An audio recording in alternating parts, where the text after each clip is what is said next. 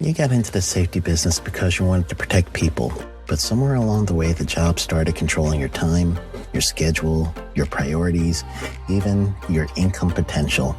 What if the expertise you've built over the years in the field can give you something more? More freedom, more control, more ownership of your future. I'm Sheldon Primus, the author of 7 Steps to Starting a Profitable Safety Consulting Business and the host of the Safety Consultant Podcast, with more than 350 episodes helping safety professionals become consultants and grow their career. Consulting changed my life. In fact, I'm a full-time RVer, and one consulting contract paid for my home I live in today.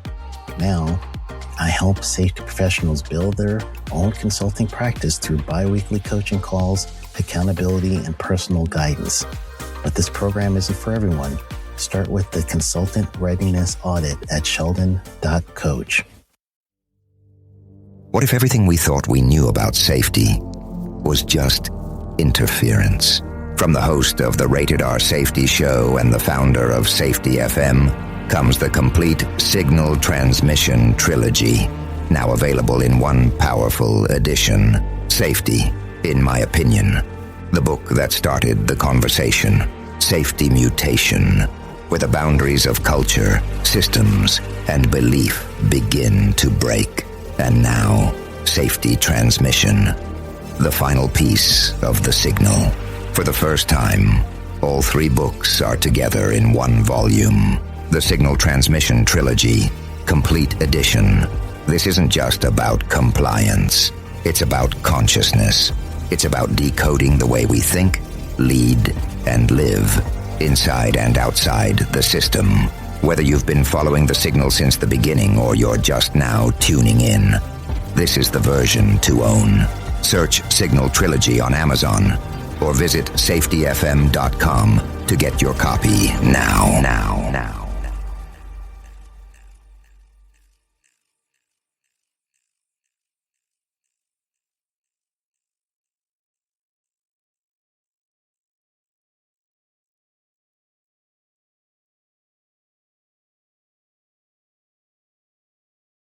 You got into the safety business because you wanted to protect people, but somewhere along the way the job started controlling your time, your schedule, your priorities, even your income potential.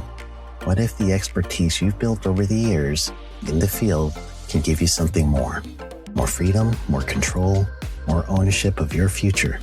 I'm Sheldon Primus, the author of 7 Steps to Starting a Profitable Safety Consulting Business and the host of the Safety Consultant Podcast, with more than 350 episodes helping safety professionals become consultants and grow their career. Consulting changed my life. In fact, I'm a full-time RVer, and one consulting contract paid for my home I live in today. Now, I help safety professionals build their own consulting practice through bi-weekly coaching calls, accountability, and personal guidance. But this program isn't for everyone. Start with the Consultant Readiness Audit at sheldon.coach. What if everything we thought we knew about safety was just interference? From the host of the Rated R Safety Show and the founder of Safety FM comes the complete Signal Transmission Trilogy, now available in one powerful edition. Safety, in my opinion, the book that started the conversation. Safety Mutation, where the boundaries of culture, systems, and belief begin to break. And now, Safety Transmission, the final piece of the signal. For the first time, all 3 books are together in one volume. The Signal Transmission Trilogy, Complete Edition. This isn't just about compliance. It's about consciousness. It's about decoding the way we think, lead, and live, inside and outside the system. Whether you've been following the signal since the beginning or you're just now tuning in, this is the version to own. Search Signal Trilogy on Amazon or visit safetyfm.com to get your copy now.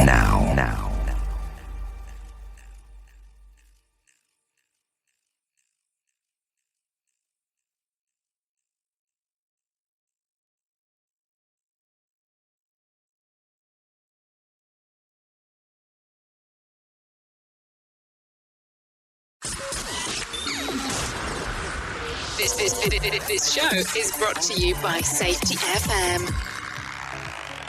Well, hello and welcome to another edition of the Jay Allen Show. Hopefully everything is good and grand inside of your neck of the woods. Thank you for all of those who came out last week and hung out at ACFS Safety Day 2021.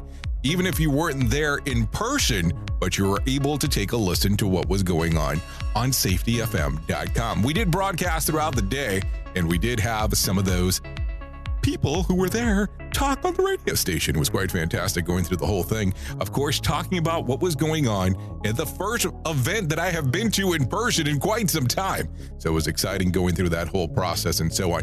Don't worry, we'll probably end up releasing some of those episodes throughout the next few weeks for you to take a listen to what you might have missed if you did not listen to the radio station or were not at the event itself. Anyways, let me take away from the conversation that I have going on today, because I think you're really going to like it. I get to have a conversation with the owner and the founder of True Safety Services. Now, the funny part is that Apolonia Rockwell is someone who I got to meet over the last few weeks, and it was interesting sitting down having a conversation with her and going through how she started her career to get to where she's at now. Now, I want you to know her story starts off much different than most people, and I think you're going to enjoy that aspect of it. Apolonia and I get into all kinds of different things during this conversation. Take a listen now on The Jay Allen Show and let me know what you think. Safety FM. Changing safety cultures. One broadcast and one podcast at a time. I'm so happy to be here. Well, I'm so excited to have you on. I have to tell you, I've been watching what you've been doing online, and I was like, I have to get you on. I reached out and I was like, let's see how it goes. You're interviewing a little bit of everyone as of late. So I don't know. I always like to start off with the simplest question. At least I think it's the simplest, but then it's also the most difficult question. Yeah. Why did you get involved into safety? I mean, how did it start? Oh my goodness. Yeah, that's a great question. Well, I guess I'll go back. So when I was, just to paint you a story, when I was real little in the third grade, my dad worked in the oil and gas industry. And so he would be like my hero. He was the guy that would come in. He worked a ton. So when he was around, it was amazing. And so he would come into my school, I'll never forget, and do, host and chaperone school little vacations, field vacations. And he would always come in with the mullet and the cutoff t-shirt and the boots inside, or the jeans tucked inside the boots, like real oil field, just like a rock star. And he had a really close friend, his best friend named Marty. And one day my dad came home and told me that Marty died on the job. And at that time, Marty's kid was also in the third grade with me. And we grew up in Platteville, Colorado. And, I didn't understand what it meant. I'd spent so much time with Marty, with this kid that I went to school with. And I thought, how do you go to work and you don't come home? And that was my first funeral, and it was open casket. And I'll never forget the emotions in that room to see Amador, his child, who was also in the third grade, the wife, the kids. And it was not at that time where I was like, I'm going to be in safety. That was not the story. But what I did know and what did land on me as a little girl was my dad can go to work and not come home. And that he meant so much to me. So that stuck with me. And so I was very curious about his occupation. What is the oil and gas industry? What's construction? And I just was very curious as to why everyone hated safety. I'm like, if people, you're telling me all these buddies of yours are losing fingers or losing their lives, like how is this possible? And so I was very curious. And when I graduated high school and I was in college, I was taking my general education, to make a long story short, and I decided to work for an oil and gas company. We had oil and gas, construction, and a trucking division. And I worked as safety there. And then simultaneously was going to college online and got my bachelor's in occupational health and safety. And But hold on. You jumped into this. Hold on, because I'm slightly confused here. Yeah. So you at third grade, you're already saying you're interested in safety, but this is not the dive you want to take at the moment. So you go in for general. So at what point do you make the decision? Hey, I want to go ahead and go into safety side, because you're already talking that you're working for the company. And I apologize for interrupting, but I just want to have a better understanding. So when does the mindset go of, okay, click, this is what I want to do? Because there's not a lot of people that go out there and say, oh yeah, safety's the thing I want to go into. Absolutely. No, you're right. No, you point out a really good point. I applied. I was like, I want to work in this industry. I want to work in oil and gas. And that's when I got this first job here. And they said, you can do safety. And I said, I'll never forget. My boss was this rough, tough, charismatic, like hands like bricks. Like this boss was crazy. He was awesome. And I said, well, what is safety about? And he was like, figure it the fuck out. Like, I'll never forget that. Like, I want you to run our safety program. We have a gap. We have at that time, a pretty steep TRIR. And I didn't know what that meant though at the time. Mm-hmm. And so I was like, okay, so I'm going to school for my general. I'm in my first role as safety. And they had a consultant at that time that was doing spot checks. And so I learned from that consultant what their current safety program looked like, what it was supposed to look like, what their gaps were. And then 2 years into this company, and when it was time to select a focus in my education, I thought this would be a no-brainer to go ahead and get my bachelor's in occupational health and safety, because this is everything I'm doing at work. And some of my class scenarios were like, what would you do if somebody's operating a backhoe and it falls into a trench? I'm like, I did this last week. It's like, this is what we're doing already, is really what it boils down. So when this boss tells you to figure it out, ballpark, how old are you at this time? I was 20. So is there an intimidation factor at the moment where he turns around and he's telling you this? I mean, it's kind of like you just figure it out. I mean, and if you're new into it, what kind of pressure are you feeling? I went into my car. I went into my Jetta, and it's a shop. It's a shop. There's no pavement. I go out probably in my heels, and I go clicking into the dirt road into my car, and I call my mom. Maybe I was 19 actually. And I call my mom, and I'm like, I'm crying. And she's like, you need to buckle up and you need to figure it out. And you go back in there and you show him why he hired you, and don't make him regret it. And I was like, but Mom, I'm not getting any guidance. There's no mentorship here. This is not a mentoring opportunity. He yells at me all the time. And she's like, I don't care, figure it out. So what I've learned from this consultant was maybe how not to do safety, because no wonder you're saying consultant and not giving names. I understand now. It makes a lot of sense. And you're cringing, which people are not going to be able to see this. I think it's interesting. So you go down this path. You start learning. You get information from the consultant. You decide to go down this path. Yeah. But as you're doing this, are you enjoying doing the life experience aspects, and then also at the same time learning? Because there might be stuff, as you just referenced, that's occurring, but you haven't even had quote unquote lessons for yet. Yeah. So how are you enjoying that as it's going through? Here's what I enjoyed. I like how you framed that up. I was fascinated with safety. I was obsessed with finding out, why do people loathe safety? My dad, the owner, the welders, the drivers, the roustabout crews. There has to be a way. So I was literally obsessed with figuring that out. And I'm like, okay, so let's see what we're doing. And then I realized, okay, well, what we're doing is not working. We have somebody that comes in. Here's what I know. A consultant comes in.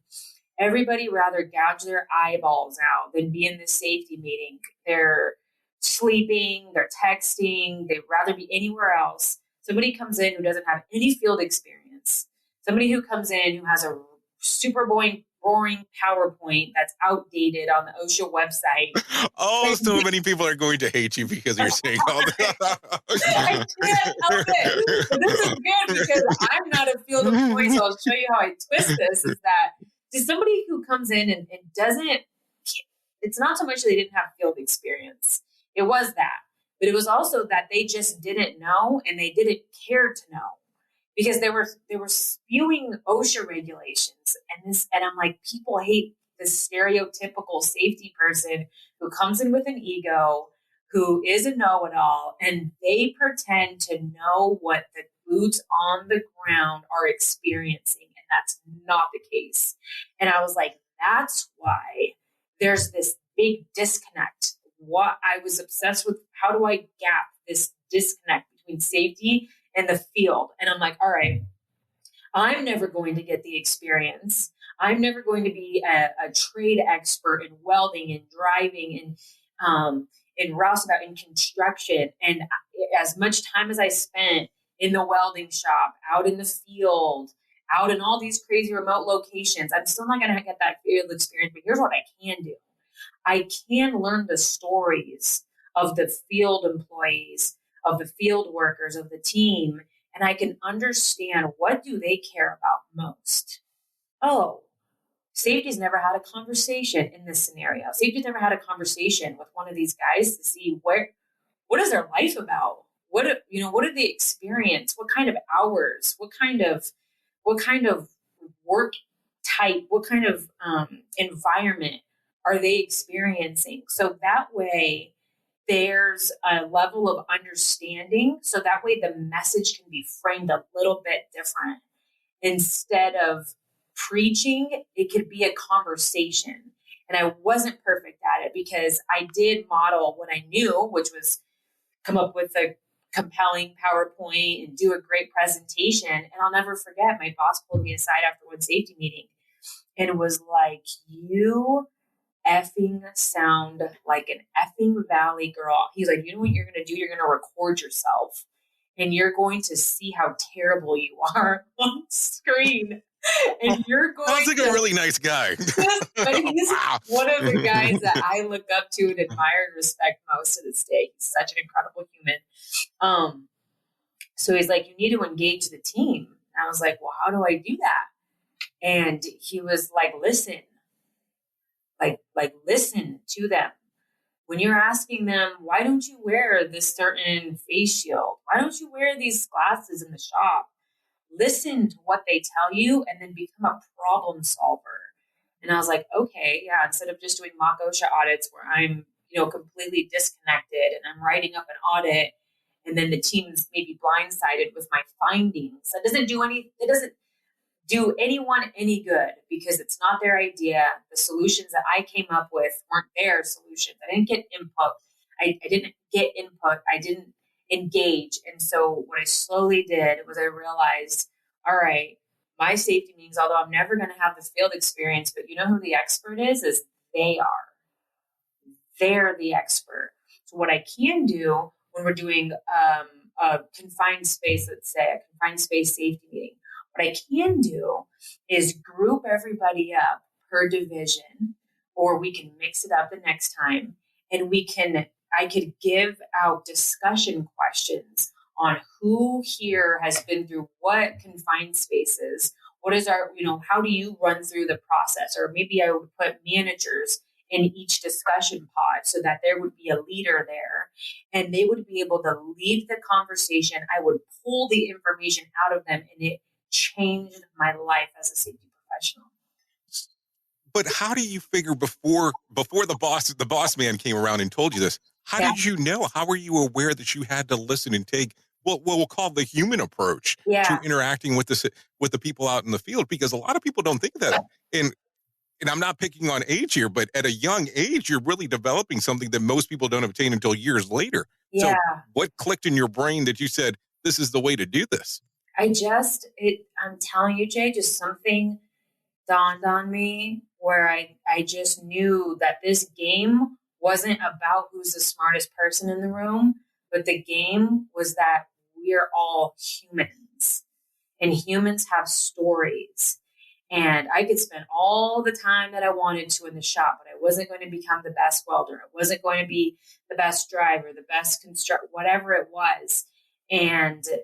But if I pull those stories out of people, and if I have them come up with the solution with my guided expertise of what I'm learning, I didn't learn everything even through school. It was just really after hours of just being so obsessed with OSHA and just. Well, that's the thing too. You were obsessed with OSHA. We found some certificates that you have. Oh my goodness. I was like, what the hell was going on here? It's close to it's like 20. It's like 20 that you have. At least that we could find. That's so funny. I was obsessed. There was this there was this crazy passion that I bring that I feel in my blood today. And, honestly, I think that this passion started with like the love, like for my dad. Like I love him and respected him, always wanted his time. I always wanted to be something important to him. And I just didn't understand how there could, again, be this gap with hating safety and how could I thought to myself, if I could convince my dad, who at that time was old school safety mindset, old school oil field, if I could he would be like my tester, like for a safety meeting or for something. If I could word it in a way where he approves, or I could, I could gauge that he's actually following along, then it's going to work with my guys. So did you ever get worried that because it was your dad and there's blood relationship that it might be slightly jaded, or he might go, "Oh, you're my daughter, so I'm appreciating it"? No. Or would he would just tell you regardless? He would tell me, "No, you're right. No, he's actually the opposite.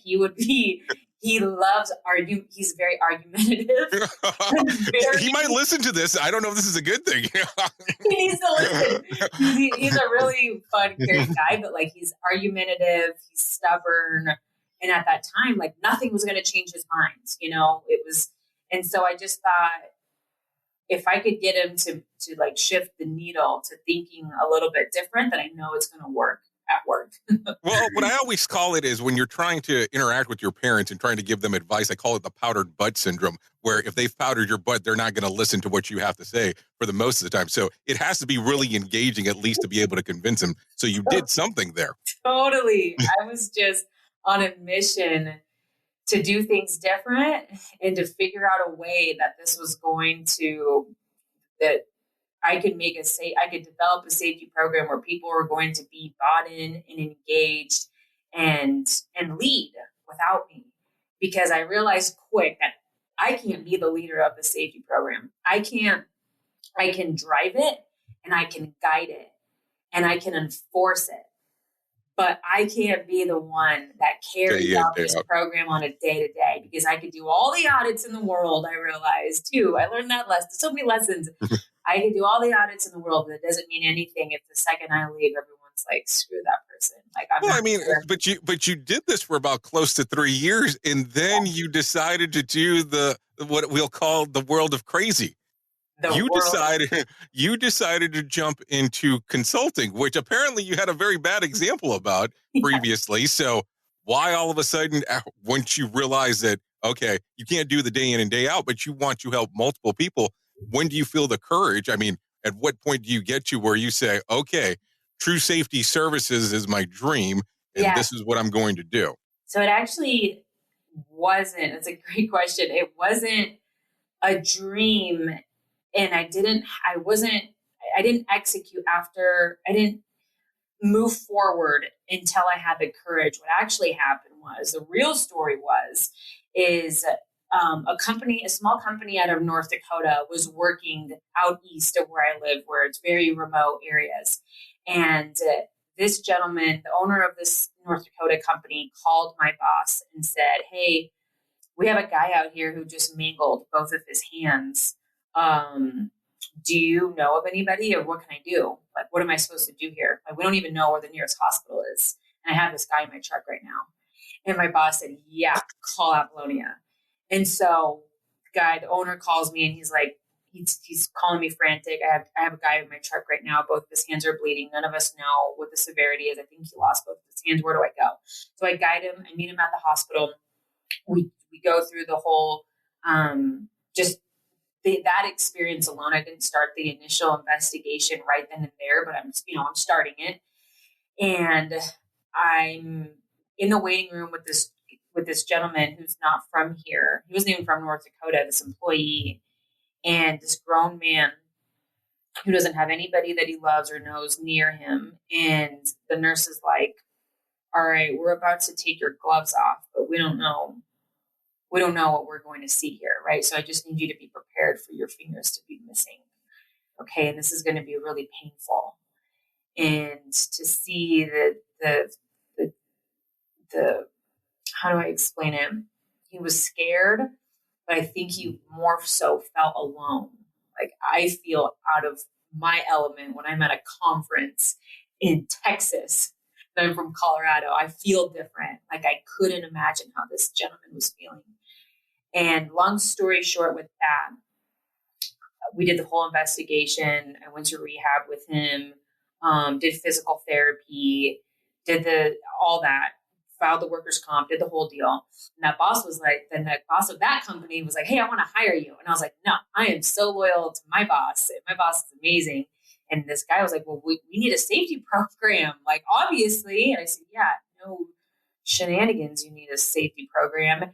And so my boss actually said, if you want Apolonia, like, I know that there's something in you that, like, you are meant to serve a lot of different people and not just me. And, like, I believe in you. And he said, if you want to, I will allow you to consult on the side. If you find me a full-time safety person to replace you, you're going to hire this person, you're going to interview this person. And I'm always going to have you as my consultant. When you start your business, Apolonia, you're always going to service my business.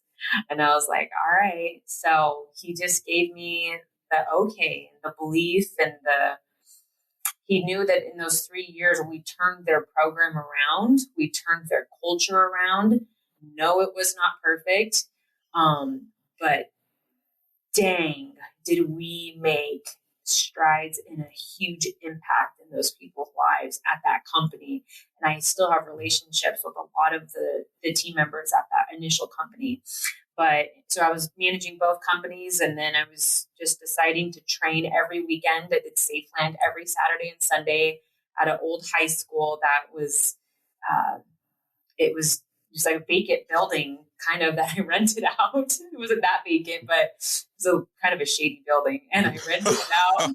So all my friends are partying and having a great time on the weekends.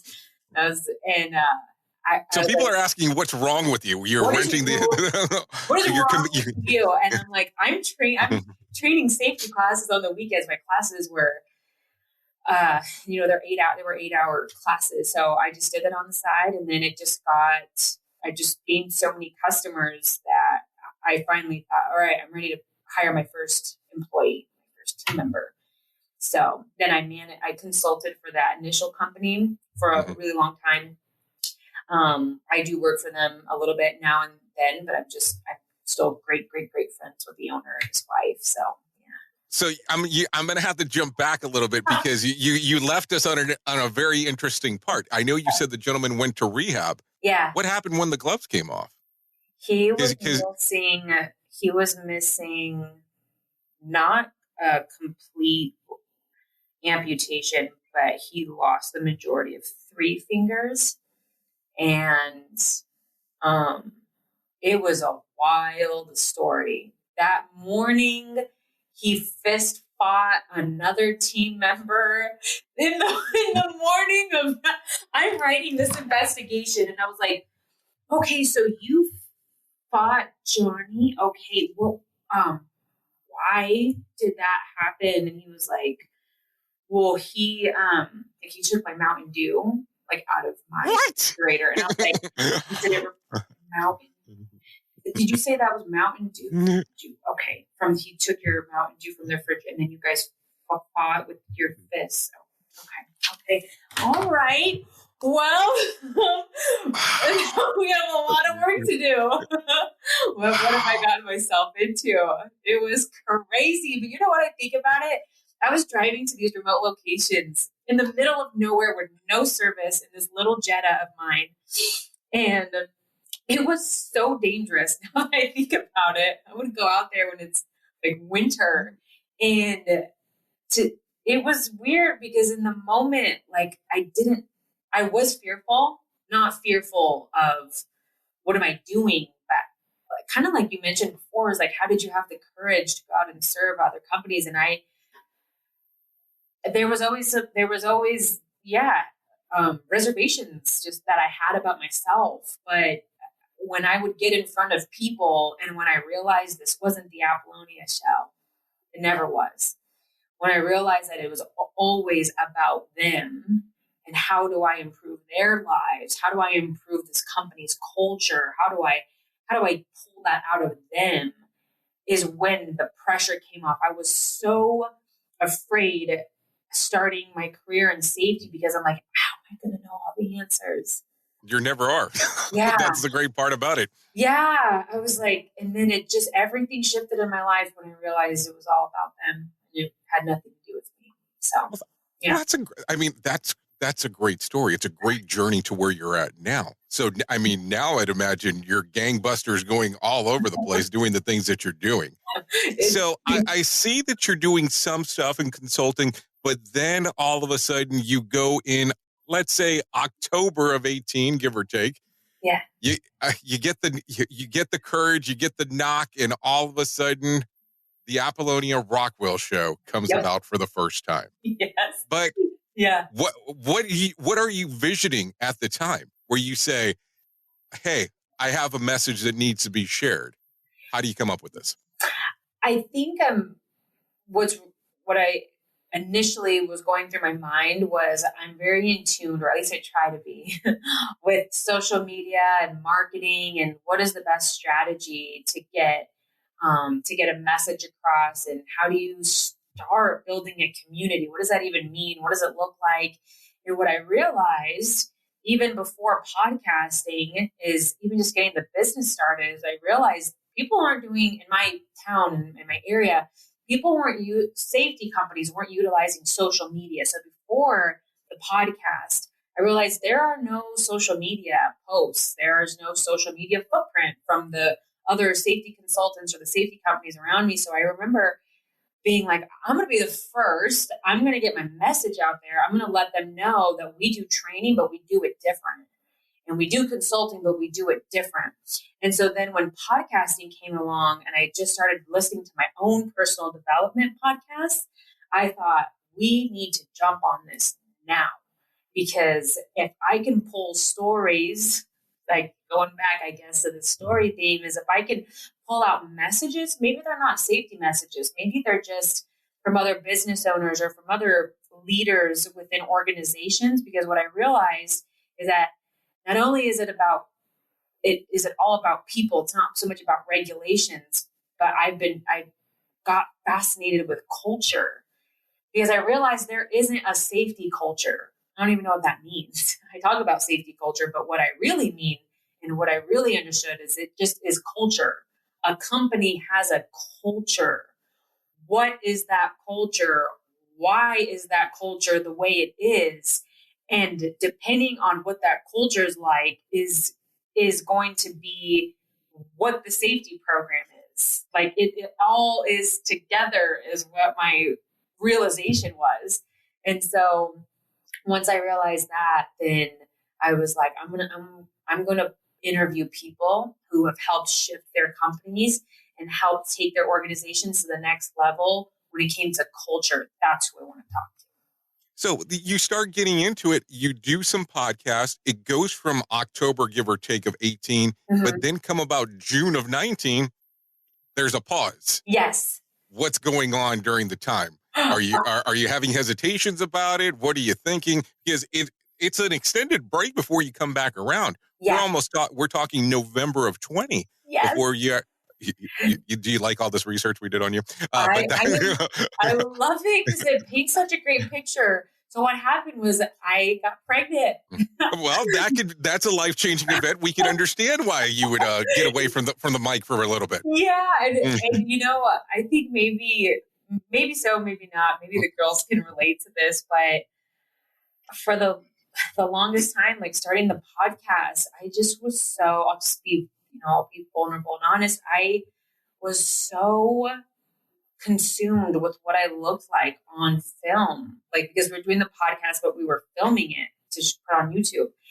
And I was just like, I hate the way I look. Like, not only do I hate the way I sound, but I hate the way I look. I hate, like, my hair looked bad. And then I got pregnant and I'm like, oh my goodness, this is a life-changing deal. This is crazy to deal with.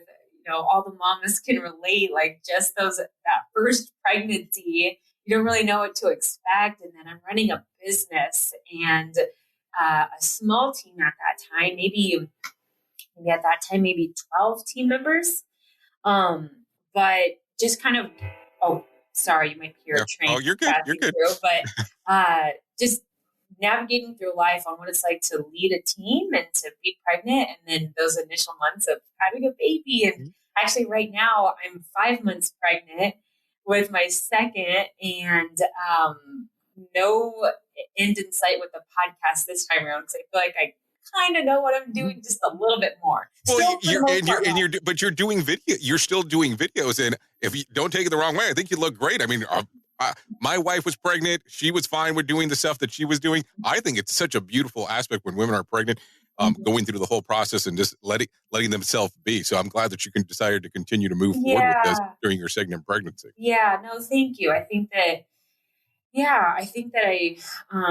I realized just exactly what you said, is that this is, it's just life, and, to share this experience with the audience and let people know the real struggles of parenthood. And that's motherhood and fatherhood. And there's a lot there. It's not just on the mom. There's a lot that everyone goes through. It takes a village.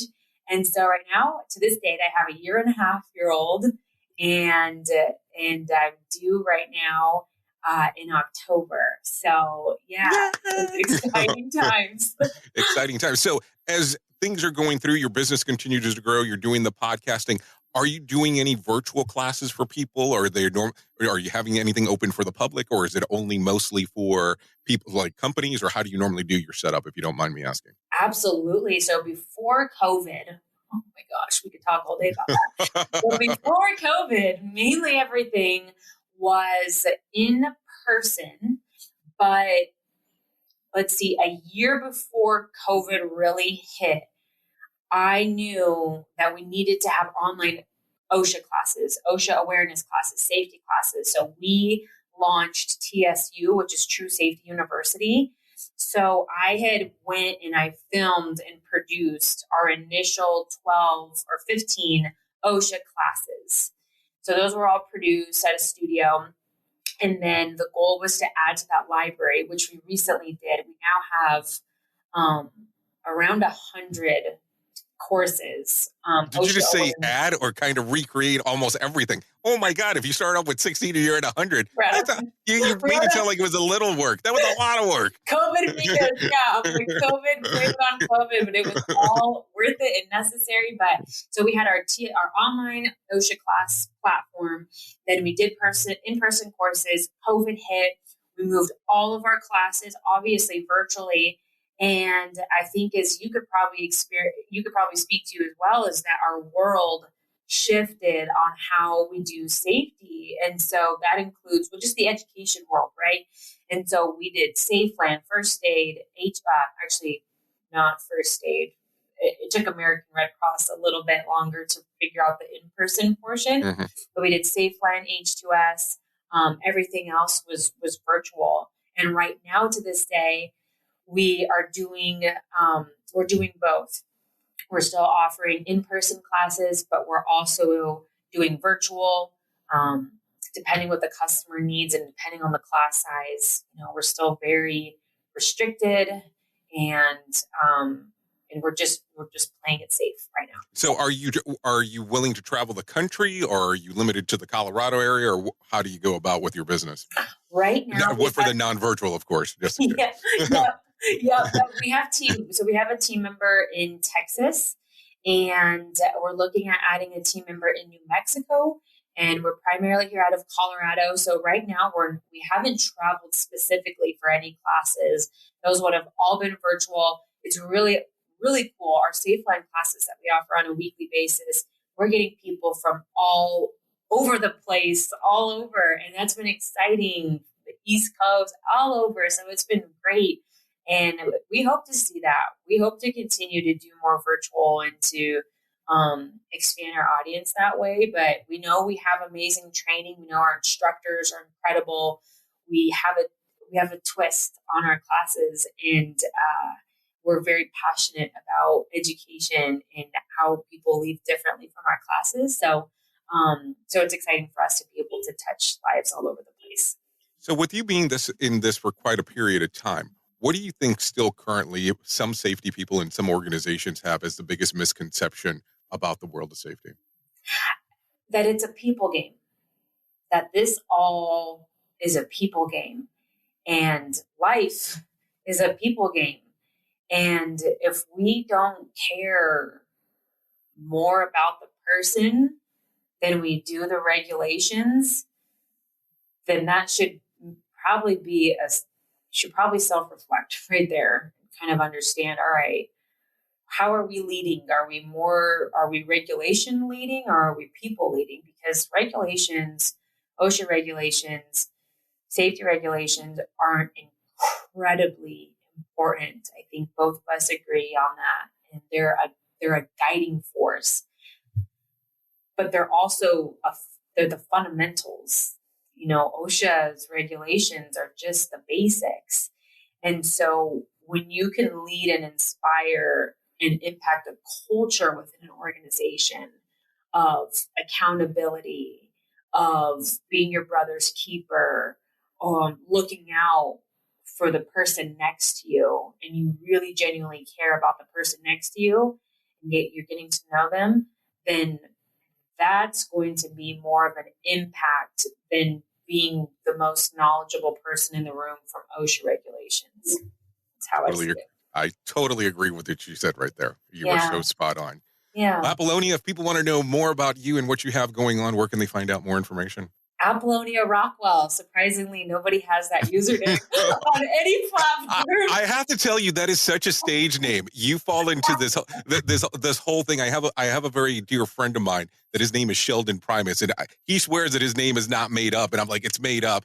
But when I heard Sheldon.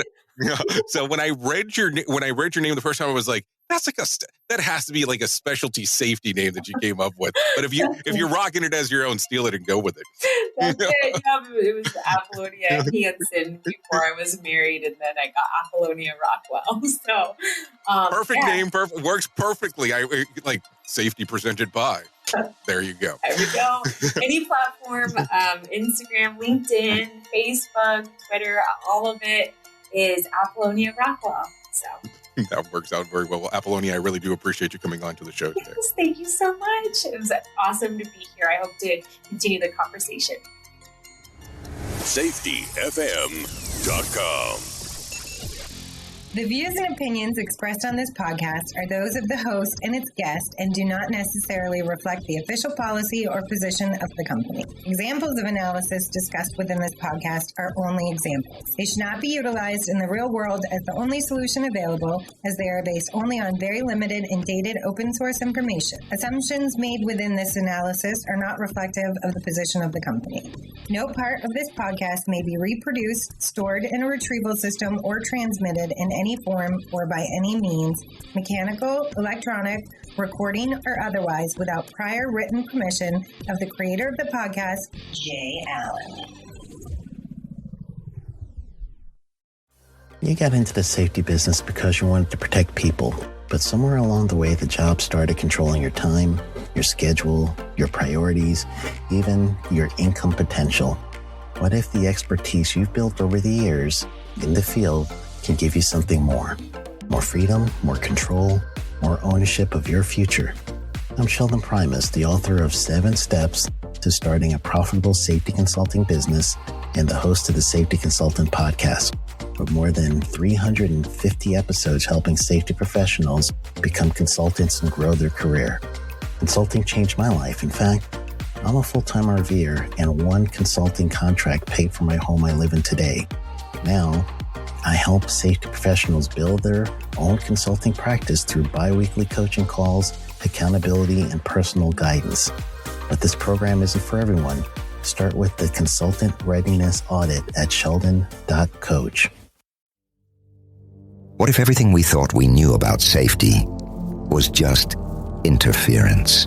From the host of the Rated R Safety Show and the founder of Safety FM comes the complete Signal Transmission Trilogy, now available in one powerful edition. Safety, in my opinion, the book that started the conversation.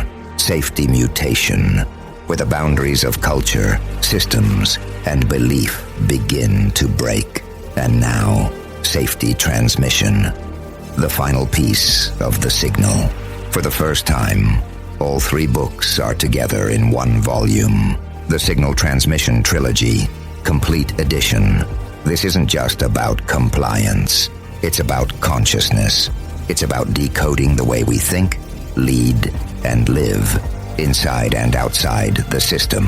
Whether you've been following the signal since the beginning or you're just now tuning in, this is the version to own. Search Signal Trilogy on Amazon or visit safetyfm.com to get your copy now.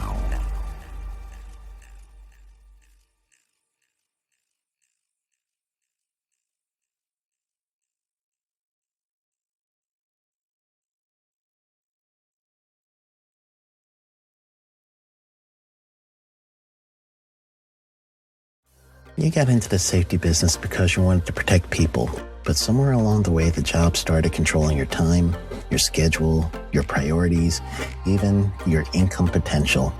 What if the expertise you've built over the years in the field can give you something more? More freedom, more control, more ownership of your future. I'm Sheldon Primus, the author of 7 Steps to Starting a Profitable Safety Consulting Business and the host of the Safety Consultant Podcast, with more than 350 episodes helping safety professionals become consultants and grow their career. Consulting changed my life. In fact, I'm a full-time RVer, and one consulting contract paid for my home I live in today. Now, I help safety professionals build their own consulting practice through bi-weekly coaching calls, accountability, and personal guidance. But this program isn't for everyone. Start with the Consultant Readiness Audit at sheldon.coach. What if everything we thought we knew about safety was just interference? From the host of the Rated R Safety Show and the founder of Safety FM comes the complete Signal Transmission Trilogy, now available in one powerful edition. Safety, in my opinion, the book that started the conversation. Safety Mutation, where the boundaries of culture, systems, and belief begin to break. And now, Safety Transmission, the final piece of the signal. For the first time, all 3 books are together in one volume. The Signal Transmission Trilogy, Complete Edition. This isn't just about compliance. It's about consciousness. It's about decoding the way we think, lead, and live, inside and outside the system. Whether you've been following the signal since the beginning or you're just now tuning in, this is the version to own. Search Signal Trilogy on Amazon or visit safetyfm.com to get your copy now.